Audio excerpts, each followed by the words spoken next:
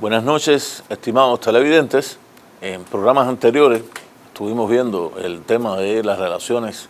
árabe-israelíes, en este caso palestinos-israelitas, pero por la coyuntura que se ha conformado a nivel internacional en estos días, creemos conveniente que pasemos en este programa a analizar la situación de las relaciones digamos, más estratégicas a nivel geopolítico, especialmente en las relaciones entre las grandes potencias, en este caso Rusia,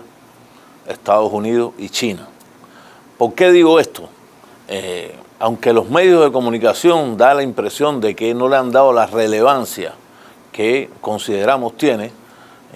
la impresión que tenemos es que la guerra comercial entre China y los Estados Unidos prácticamente ha dado ya el último paso hacia un enfrentamiento directo a partir de, primeramente, las medidas que tomó la administración Trump de subir 10% de los aranceles a 300.000 millones de las exportaciones chinas, argumentando en este caso la administración estadounidense de que China, a pesar de que se había comprometido a hacer grandes compras de alimentos a los Estados Unidos, esto no lo había efectuado. Una política evidentemente que hay que considerarla como punitiva, incluso se sale de los marcos de las conversaciones que estaban teniendo las dos principales potencias económicas del mundo, a lo cual China respondió primeramente señalando que las compras a los Estados Unidos, a los productores de granos en Estados Unidos, empezaban a darse, pero a la vez tenían siempre la limitación de que los precios que estaban dando los productores estadounidenses no eran competitivos. ¿Qué quiere decir esto? Que los precios estaban más altos que otras ofertas a nivel internacional. Y realmente, si nos ubicamos geográficamente, China está rodeado de grandes productores de granos a nivel mundial, no solo los mismos que produce China, sino los que se producen en Indochina, o sea, sobre todo los territorios de Vietnam, Laos y Camboya, grandes productores de alimentos que casi todas sus producciones o sus excedentes de producción son dirigidos al mercado chino. Por lo tanto, China tiene la posibilidad, incluso la puede comprar también a la India, tiene la posibilidad de comprar en otros mercados a precios más competitivos. Lo cierto es que de una manera también, yo diría, algo sorpresiva, el gobierno chino hace su banco central rebajó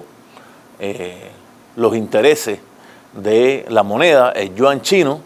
y con ello el yuan bajó prácticamente casi que alrededor de 1,5 puntos comparado con el dólar, o sea, hay una baja.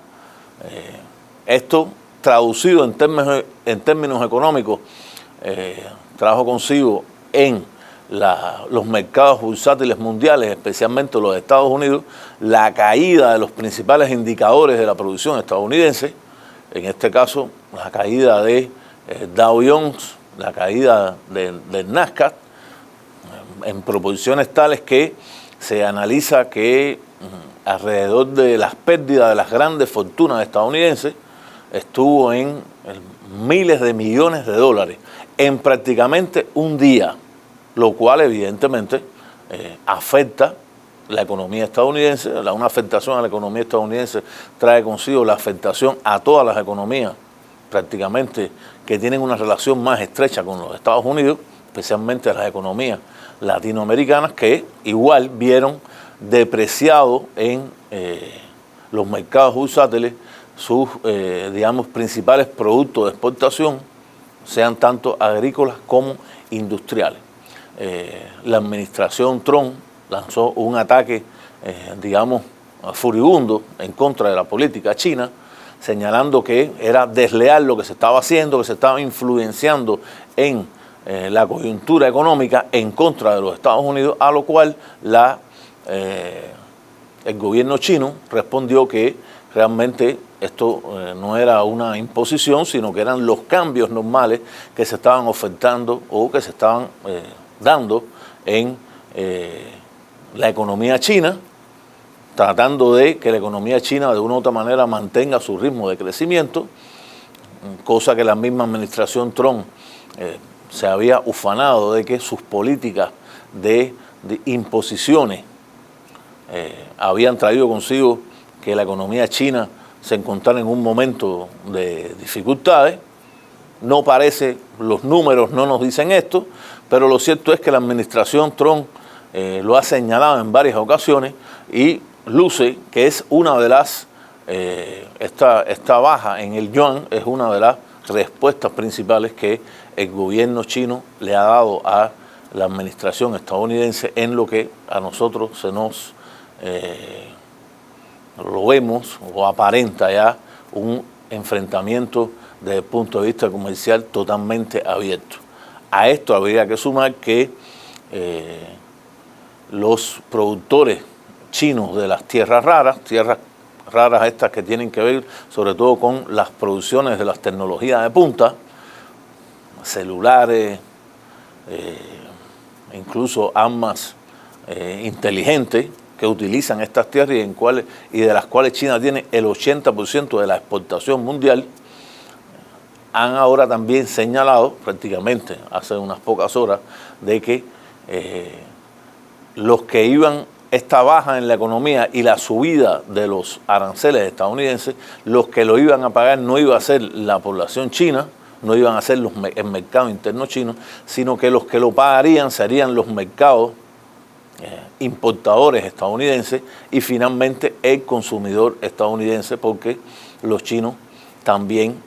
esta rama que agrupa una especie de cartel de los principales productores de tierras raras en China, ya está anunciando una subida de los precios para compensar el 10% que la administración Trump le ha impuesto a los aranceles chinos, a esos 300.000 millones, como dijimos al principio, que incluye parte también de estas exportaciones de China hacia los Estados Unidos. Esta manifestación, digamos, de enfrentamiento económico, una especie de una, yo diría, una guerra fría económica, se manifiesta también desde el punto de vista militar cuando Estados Unidos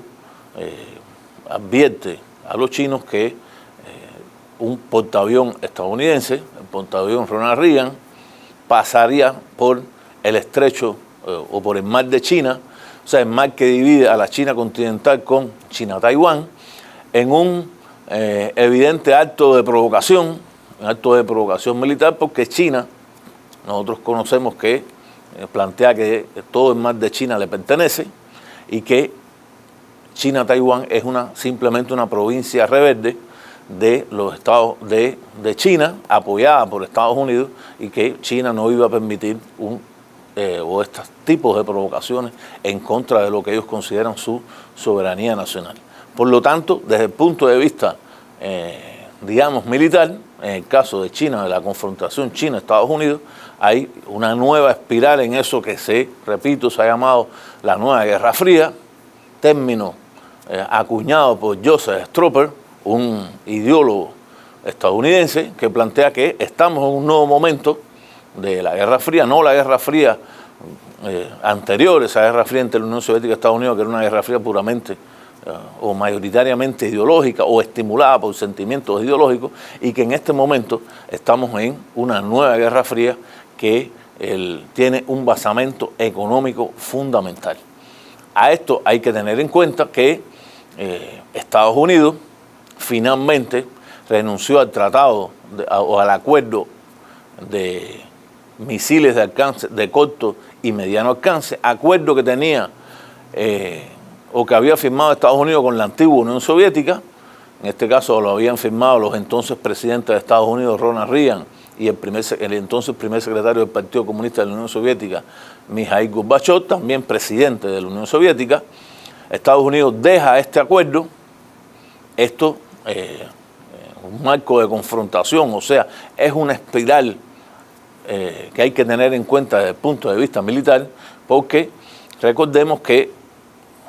Rusia, que es el país heredero de la Unión Soviética, tiene fronteras con fronteras terrestres y fronteras marítimas muy cercanas con los principales aliados de los Estados Unidos en la Organización del Tratado del Atlántico Norte, de la OTAN en toda Europa, y la instalación de misiles de corto y mediano alcance en territorio europeo prácticamente harían vulnerable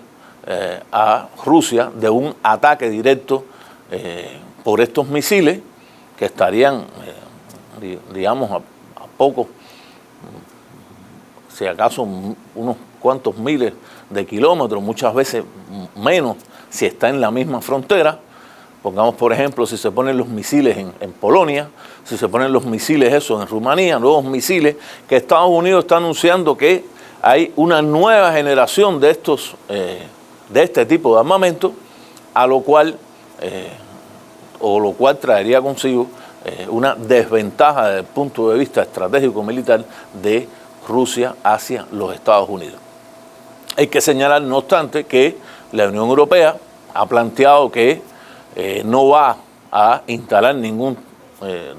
ni los antiguos ni nuevos misiles en los territorios fronterizos con Rusia, a lo que el canciller ruso, Sergei Lavrov, ha señalado de una manera, yo diría, bien confrontativa, de que la historia de las relaciones de los últimos 10 años de las relaciones entre Rusia y la Unión Europea lo que han traído consigo es lo contrario, o sea que la Unión Europea ha dicho una cosa,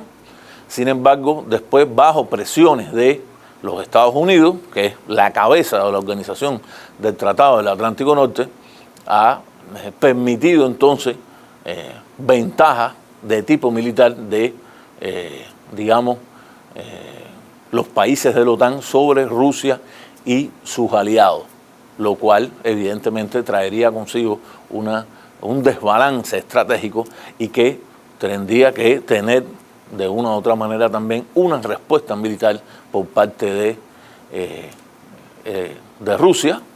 de esa Rusia que se llegue conjunto con China como los principales oponentes de los Estados Unidos en la región. Hasta aquí esta parte del programa, continuamos minutos más tarde. Gracias.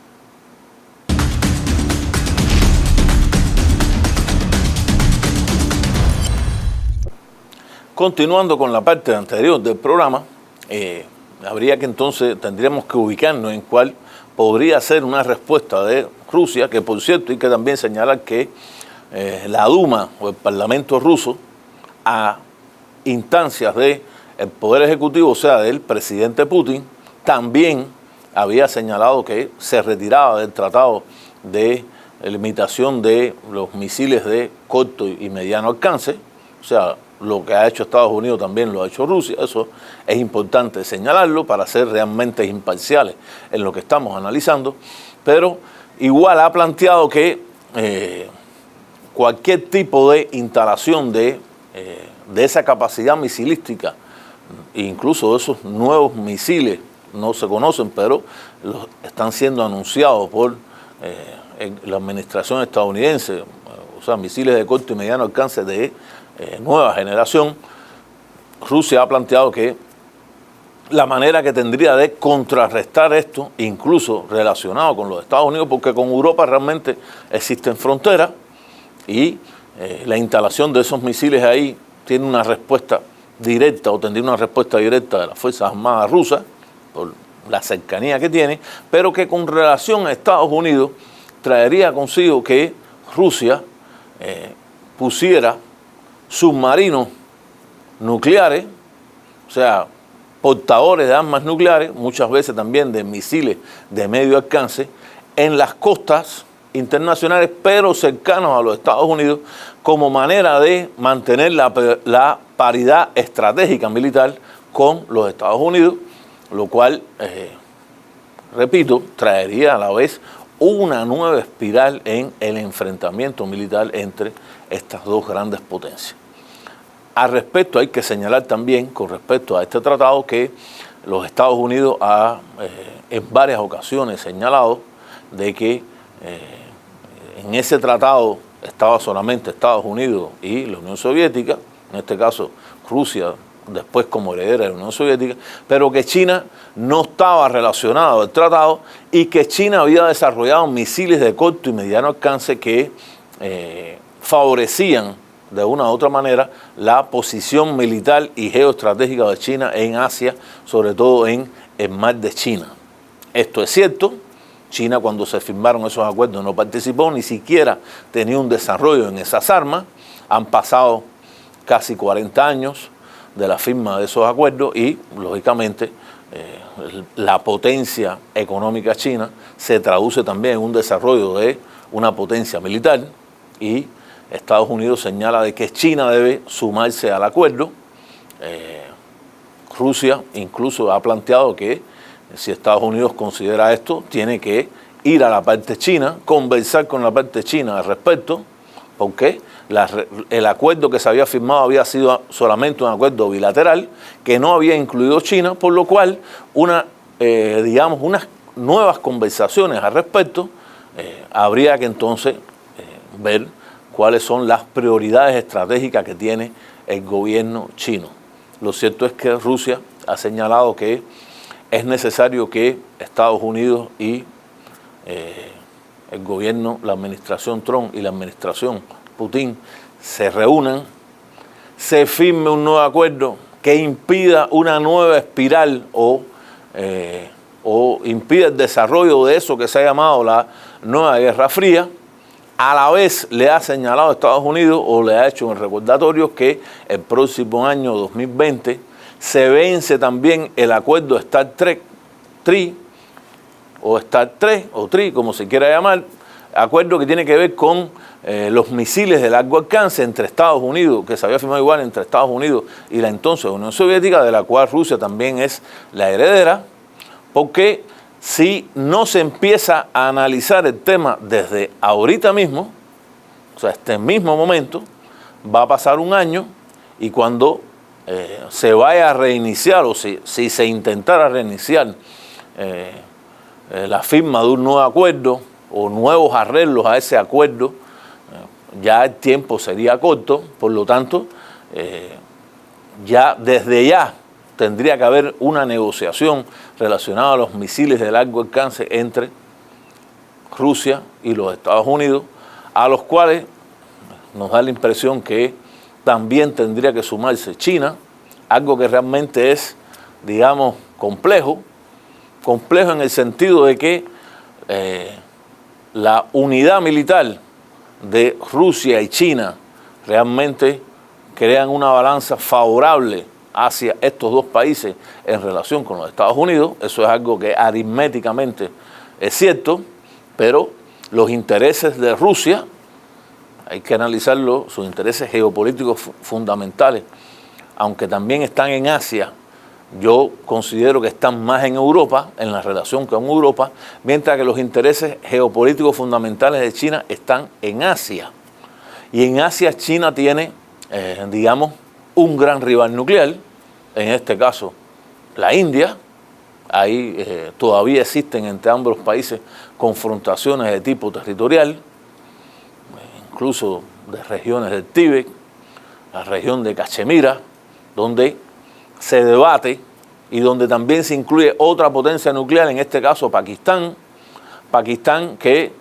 ha mantenido siempre una alianza con China, evidentemente con características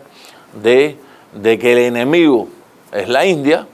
Esto simplemente nos dice que China tiene otros intereses militares y que prácticamente nos llevaría a una especie de acuerdo, yo diría más que los antiguos acuerdos bilaterales entre lo que fue Estados Unidos y la Unión Soviética. Sería acuerdos más de tipo mundial entre grandes potencias nucleares. Estamos hablando, cuando hablamos de la India, estamos hablando del país que en este momento tiene el mayor crecimiento económico, más que China incluso. No le llega ni Estados Unidos ni China, pero tiene un mayor crecimiento económico. El país también que desde el punto de vista poblacional se considera que en 30 años va a tener la India más población que China, incluso va a ser el país más poblado del mundo. Grandes portadores de armas nucleares, grandes misiles,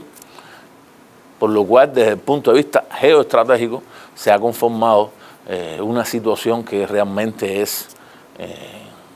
o que solamente lo que inspira a las personas que quieren, digamos, las Naciones Unidas, el secretario general de Naciones Unidas ha hecho llamados consistentes a que las partes se reúnan y lleguen a un nuevo acuerdo. Tal parece que los nuevos halcones de la política exterior estadounidense, encabezados por Mike Pompeo y John Bolton, no quieren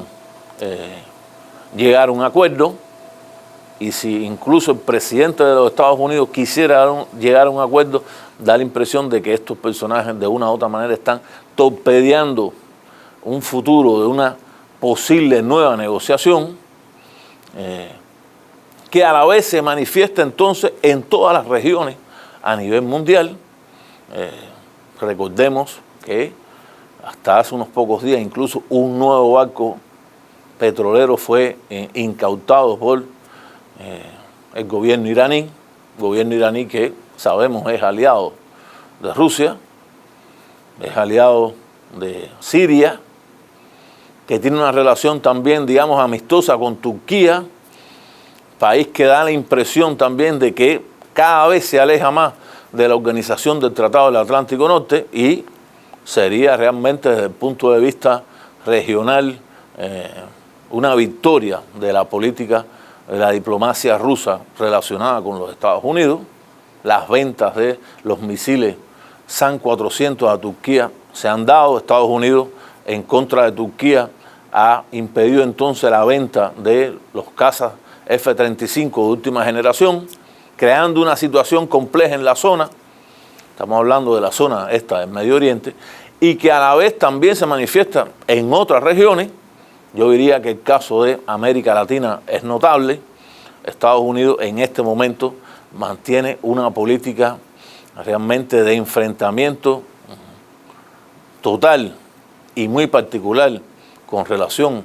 a Venezuela. Decimos muy particular porque hay una declaración de prácticamente un bloqueo económico total. Sin embargo, Estados Unidos le sigue comprando el petróleo a Venezuela, petróleo que está pagando en cash, sobre todo para el abastecimiento del sur de los Estados Unidos, cosa que se nos hace difícil, inclusive en algunos momentos de entender, pero que está relacionado con la economía estadounidense, y a ello se agrega también la política estadounidense de, digamos, de confrontar a los que son a la vez los dos principales aliados de Venezuela en la región, en este caso Nicaragua y Cuba. Venezuela, que a la vez tiene el apoyo tanto de Rusia como de China. Hay fuertes declaraciones del viceministro de Relaciones Exteriores de China relacionadas al tema, donde señaló de que cualquier agresión directa de los Estados Unidos hacia Venezuela traería un conflicto regional, un conflicto que nadie quiere. A ello tenemos que señalar que Rusia sigue manteniendo una estrecha relación con el gobierno venezolano, le ha mandado incluso barcos con petróleo, con gasolina, para abastecer internamente el mercado venezolano. O sea, está actuando como un apoyo, no solo desde el punto de vista económico, militar, sino con un apoyo ya de el funcionamiento mínimo de la economía venezolana, lo cual hace o es otro de los momentos de la confrontación geoestratégica, tanto entre China y Rusia por un lado, y por otro lado Estados Unidos, y prácticamente habría que decir que es Estados Unidos en una situación donde sus relaciones con Europa no son las mejores, y sus relaciones, incluso las relaciones de Europa con Gran Bretaña, en este caso relacionado con el Brexit, tampoco son las mejores, lo cual da una, digamos, posibilidades mayores a la alianza ruso-china relacionada con la potencia estadounidense. Hasta aquí este programa. Muchas gracias y buenas noches.